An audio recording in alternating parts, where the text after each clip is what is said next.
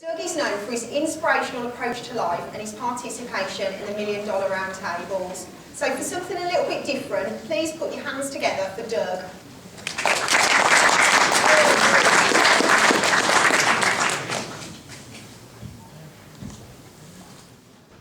There's a lot of you, isn't there? This is me. I'm just an ordinary guy, right? School photo. Can anybody spot me? All the guys at school, they really had really cool names, and that was me. That's Bones. So yeah, I'm just a normal skinny guy, right? Now, there's a couple of things. I like goals. I like goal setting. I want my wife Bonnie to be happy, and I always wanted my mum to be proud of me. And it's my mum there. I didn't take too many photos of my mum when I was setting up DB Financial. It was all very busy. She died in 2006, in November 2006. We went on a dream holiday shortly after that, which she couldn't come to. She died of cancer. We sent my dad back home midway through the holiday. He obviously wasn't taking it too well. And he died 6th of Feb in 2007. So within like 12 weeks, I was an orphan. My brother Jim, he was an orphan too. But you know, at 45, 46, you know, being an orphan's not really a problem. So that sort of stuff affected me a little bit. We had tough time. You guys have been through the mortgage problems of 2007, 2008. 2007, with my inheritance, I bought a really nice house with a really big mortgage, and we moved in August, and it's like the tap turned off in October for mortgages. So things started to get really tough. 2010, I was ready to call it a day. It was like, my debts were, you don't even want to think about how much they were. And I was ready to go bankrupt. Now, Personal Touch sort of helped me through that. They're a good network. I mean, the grass is often greener. We all think that, but it's just because they use a different manure in the other networks. And we've all got to deal with manure, So, when you get some, just change your processes a little bit to accommodate it. It's not, the grass is never, ever greener. But if we go here, these are my figures. Now, 60 grand, that's not bad, 2009. The last year here we're up 130. Now that's not to be big-headed at all, okay? It's just that, if you set your mind to something and you start thinking and applying things and actually get out of the pity party that we're all in from time to time, you can make a difference to your world. Now, I'm sort of walking the walk, because we've seen people here, telling us about doing this, doing that, and they're from the life companies and the network and all the rest of it, but I actually do sell life insurance. Okay? Now the big jump there is when I joined MDRT, the $1 Million Roundtable. So I started associating with some really cool people, and as I say, they got me out of my pity party. So I suggest you look into that. And I'm going to go on here to about the Pareto principle, which is the 20-80 rule, which everybody's heard of. Then there's 200 advisors in this room. 40 of us are earning 80% of the income. That's the way the Pareto principle works. And that means 160 of you are earning 20% of the income that's available in this business. And this business is an amazing business. And you can make really serious money if you just apply yourselves. Now, of the 160 people that are in that, 80%, 32 of you, another 20%, you're aspiring to be in the top 20%. And you're the guys that maybe will do something about the content that you get today. Okay, so I'm really sort of addressing this to you. The ones that want to go up. There's people that, you know, they're just happy with where they are. And maybe some of the ideas mean that you'll get to where you are a little bit quicker. It's just all about efficiencies. Now, another thing about the Pareto principle is I only ask for referrals from my top 20% of my clients. You know, I don't ask for referrals from people that I don't really want to be mixing with in the future. We all have to kiss a couple of frogs along the way, but you know, if you just concentrate on that, you'll be amazed at the company that you're keeping in 5 years' time if you just take referrals from your top 20%. Now, obviously, in my pity party thing, and we'd done the dream holiday, I picked up this mug, and so 2010 I started drinking my coffee from the mug, and I went back to basics, and I thought, well, you know, my wife wasn't very happy, and I do want a happy wife, which is, incidentally, it's not a very, very smart goal, is it, having a happy wife? It's not specific. Well, it's specific, but it's not measurable. I won't go and, you know, you can work out. So I've just decided that I'm going to go for a happier wife, because I think that's a smart goal, right? So anyway, when my wife wasn't happy when the business was up against it, so I went back to basics. So I drunk with the failure is not an option. And I had a look back through some of my old stuff, and Brian Tracy told me way back in 2004 to write my goals down on a regular basis. So here's some of my goals. Now the second one is I am very happily married to Bonnie. It was like, should you have that as a goal? To be happily married to your wife? I think it's a good one, because if you're having a bit of a tough time, you know, and you've got it as a goal to be happy, you'll both put up with, you know, the tetchiness of things being pretty poor. So, happily married to Bonnie. Let's see, one of those was the Flora London Marathon that was on the list. My mum was proud of me that day. That was good. Harley Davidson, yeah, that went, I'm afraid to say, but you know, it's back on the list. Once I've done the bathroom and the kitchen, and, I might actually get another shot at another Harley. So, you know, I look back at this, and this was, as I say, in 2004, and I found out that I'd done 10 out of 11 of these goals by writing them down on a consistent basis. So that is something I would suggest you do, and you do it in the present tense. You know, I do not have any loans. You know, I own an investment property, and it's present tense, and just use that. And it's simple stuff, and you've all heard it before, but you know, it makes a difference. So now we go on to some of the processes that I use to save myself time. I mean, we have an inquiry form, okay? So somebody rings in and they want to talk to me, and it's very, very easy when you haven't got much going on to just get in the car and go and see them. But, you know, I'm going to have a good 20-minute chat with these people to find out if they are worthy of my time. And then you can create some rapport there, and it saves you time when you go to the meeting, rather than rushing out, driving, you know, an hour and a half to somebody, which is what I used to do. So get an inquiry form and, you know, just go through it, create some rapport. We also use little tools for people moving house. This is the first time buyer. Now, I charge fees for mortgages. Okay, my standard fee is £995. And I talk to people and they go, £995, who's going to pay that? I said, well, not everybody pays £995. You know, my normal fee is £995, but you're a first-time buyer, so I want to help you out there. So I'm going to reduce it to £495. And they go, oh, Doug, thank you very much. All right? Or you're a special referral, and it's this. Or I'll do two for the price of one, so it's going to be, you know, £795. But you can also use £995 if you get that £40,000 mortgage inquiry that you really seriously don't want to do, and you just say, well, my normal fee is £995. And I had a couple, and they said, yeah, we'll pay it. It's like, oh well, okay, all right. I'm still going to get the prop fee, and there'll be a bit of life and all the rest of it. But this, you know, if you look at this, and it's all about perspective, okay?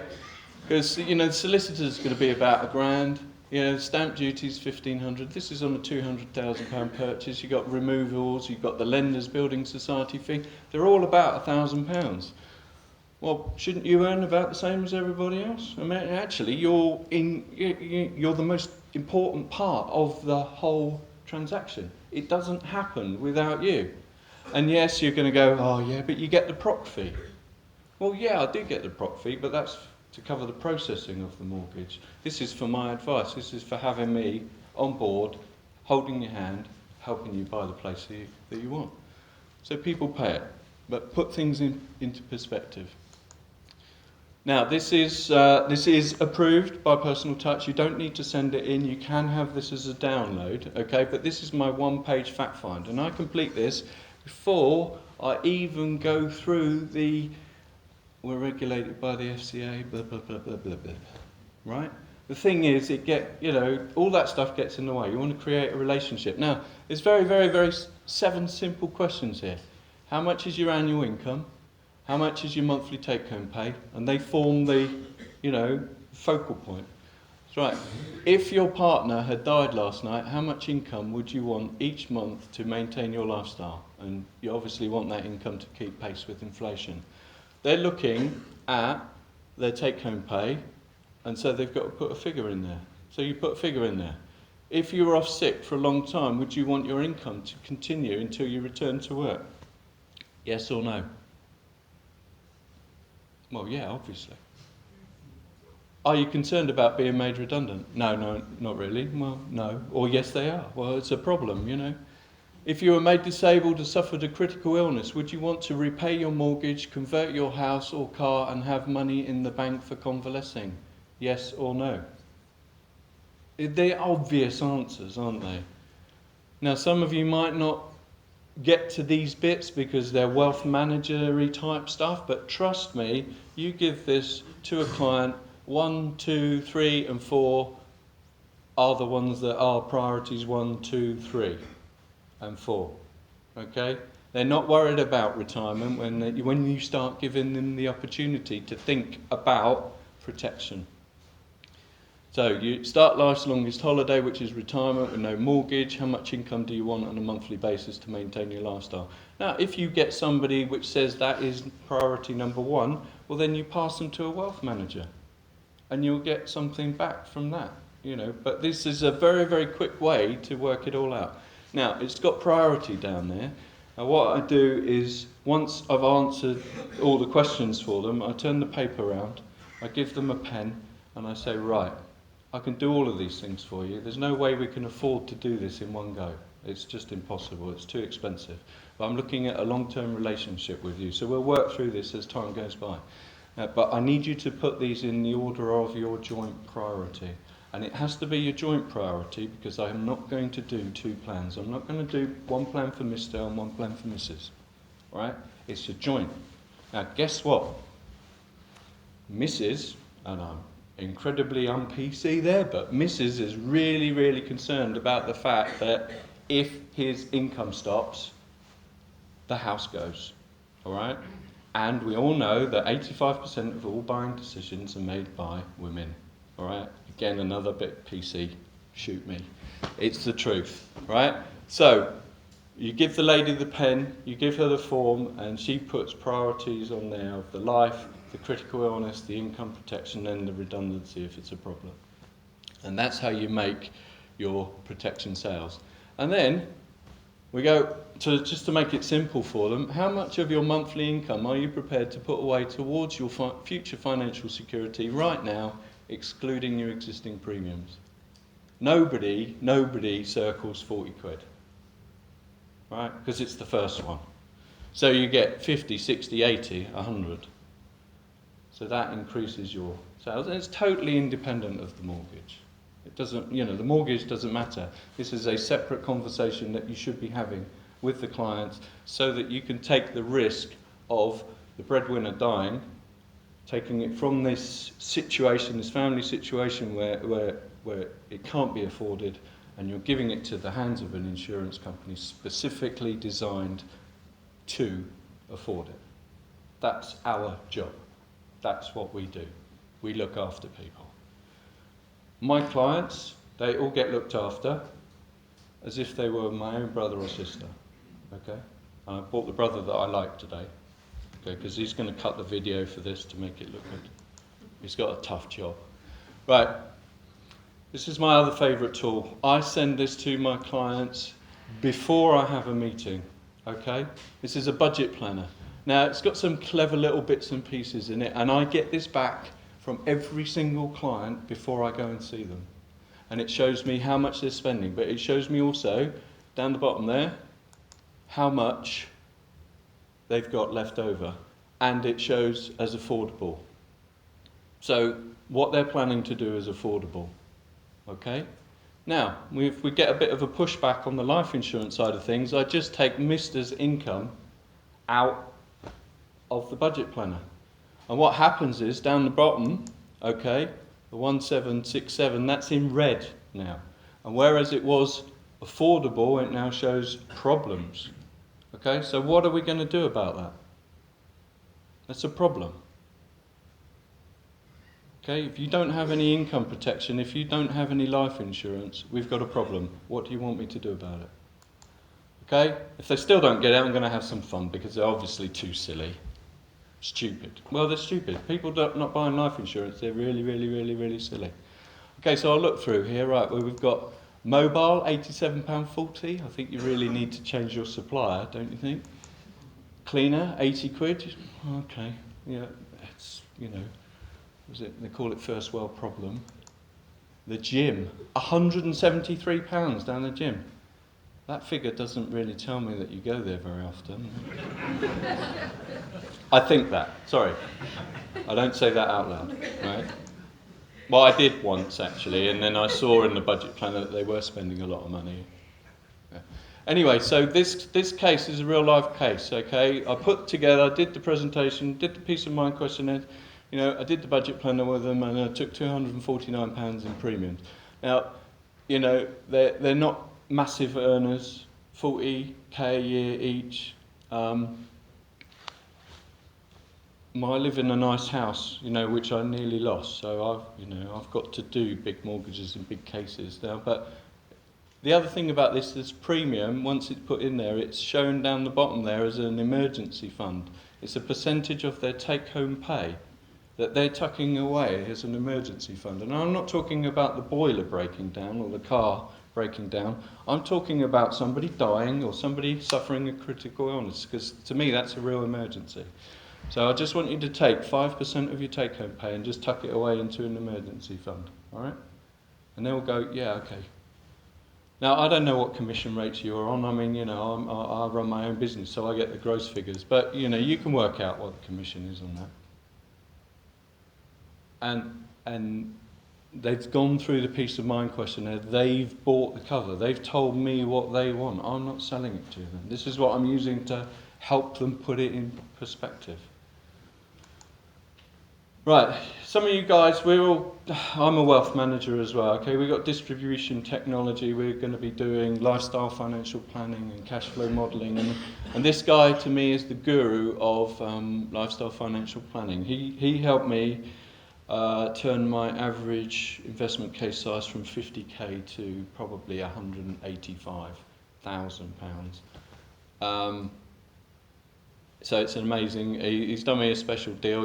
There's the website, but you can go to my website and there's a link to here if you want. So check it out. He's an amazing guy, but he made a huge difference to me.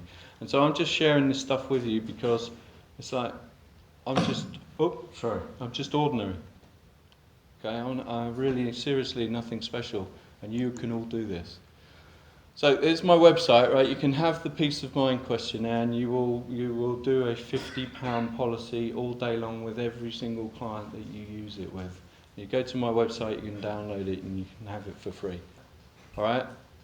The inquiry form, there's no wasted appointments. You can increase rapport over the phone. You're being effective.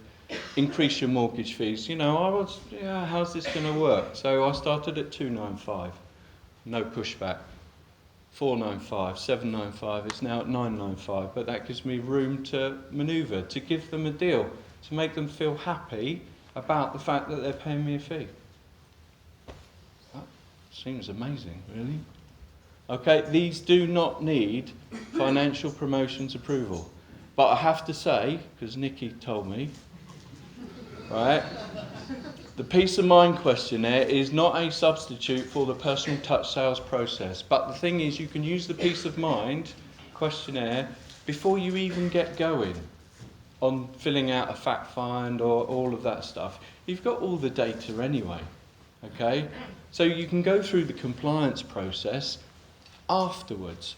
This form here is just to put protection on the agenda right up front, show your clients that you care about them, and then, once they know you care about them, actually they don't really care how much you earn either, actually, which is quite nice. It works well for me anyway. Going back to the goals there. I did 10 out of 11, now 11 out of 11. The one that was still outstanding, I do not owe any money on credit cards.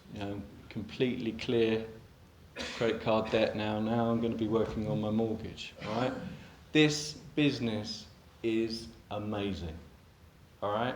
If you just look after your clients, you can have an amazing life.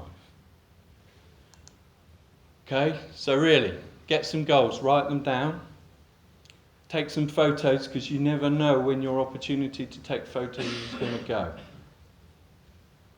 This is also important, actually. Book your own time off first. Okay? We work hard for our families and all the rest of it. Make sure that you have family time in your diary first. It's very, very important. Oh, get your own house in order. Yeah, I forgot that. My mum and dad died, right? My dad had a life insurance policy, and it wasn't in trust. And we had to pay £2,500 in inheritance tax. For goodness sake. I'm a financial advisor, and we had to pay some inheritance tax. Now, it wasn't a lot, but we didn't have to pay any, right? So get your own house in order. You get some sales ideas, you can go to dougbennett.co.uk, I don't mind, right? Download the Peace of Mind questionnaire and use it. It's easy, it's simple, and you can use it with every single mortgage person that you talk to. Get the mortgage sorted. We just want to have a chat about the other stuff. We've got you into the house, or we're getting you into the house. We now want to put you in a position where you can keep the house. Okay?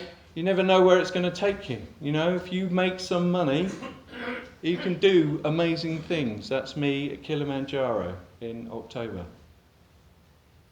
Okay? You can do this stuff. This is an amazing business. So, if you want to improve your financial future, you can have the Peace of Mind questionnaire on me. I've got a limited number of a goal setting book. There's a memory stick. It's got processes on there. You can have all this stuff. It will save you a lot of time. You can have the budget planner. You can use that to increase your sales, right?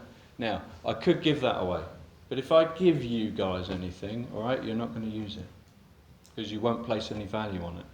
So all I'm going to say is, if you want it, I'll have the gross commission on your first £30 policy.